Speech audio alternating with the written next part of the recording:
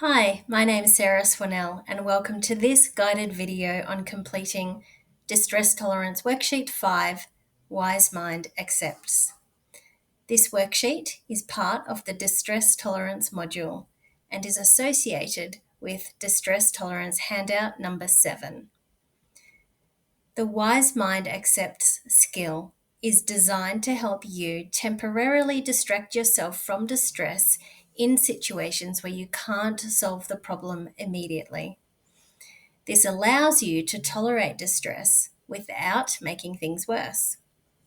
Use the skill when you're experiencing intense distress that can't be resolved immediately, or when you feel the urge to react impulsively in ways that could make the situation worse.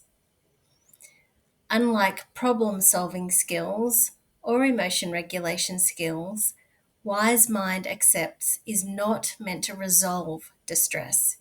Instead, it helps you to get through difficult moments without acting on urges.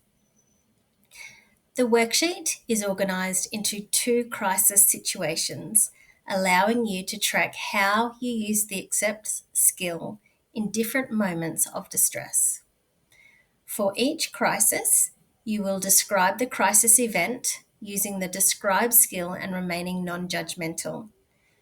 Rate your distress before and after using the skills.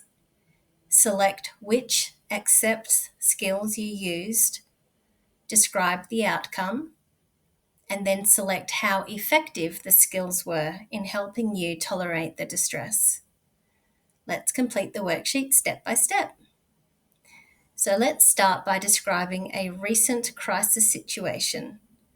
When writing your description, use the describe skill. Focus on who, what, when, and where without adding judgments. Remain factual. Avoid labels like it was a disaster or I was pathetic, and instead describe the specific situation. So, for example, a judgmental description might be, my friend completely ignored me and I was so stupid for caring. Whereas a non-judgmental description might be, I sent my friend a message and they didn't respond. I felt hurt and unsure about why they didn't respond. Now we rate how distressed we felt before using any skills. 0 is the calmest you've ever felt, and 100 is the most intense distress you've ever experienced. So before using the skill, I'm going to pop down that my distress level was 85. Now we select which Wise Mind Accepts skills we used in the crisis. Choose from activities, engaging in a task that requires focus, such as cleaning or watching a movie. Contributing, helping someone else that shifts your focus away from distress.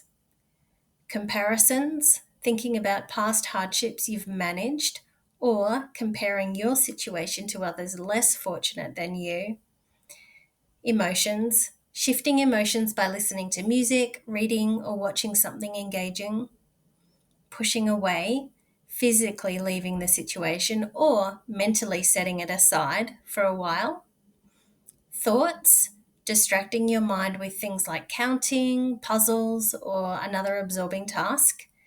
And sensations, using sensory experiences like holding ice, taking a hot shower, or listening to loud music.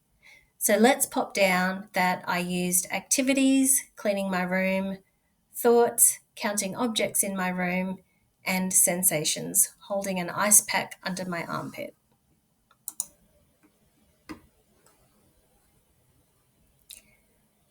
So now we describe how these skills affected our distress level. Did they help you to tolerate distress without reacting impulsively? And did you feel a little bit more in control afterwards? So let's jot down here that cleaning helped me feel productive instead of stuck in my thoughts. Holding the ice pack helped me ground. And after 20 minutes, I felt more able to think clearly. And now we go back up to the top, up to the level of distress, and jot down the level of distress after using those skills. And I'm going to pop in there that I went from an 85 to a 50. And lastly, we need to rate the effectiveness of the skill. So we need to select a number to rate how helpful the skills were in preventing us from making the situation worse. 1 is I still couldn't stand it at all. 2 is it helped a little, but I still struggled. 3, it helped somewhat. 4, I coped better and resisted urges to act impulsively. And 5, I fully tolerated the distress without worsening the situation. I'm going to select a 4 because the skills helped me cope and resist my urge to send an angry text. Now we move on and we complete a second crisis event, describing the prompting event, rating distress before, identifying which skills you used, describing the skills and the outcome of using them, rating the effectiveness, and then rating the level of distress afterwards.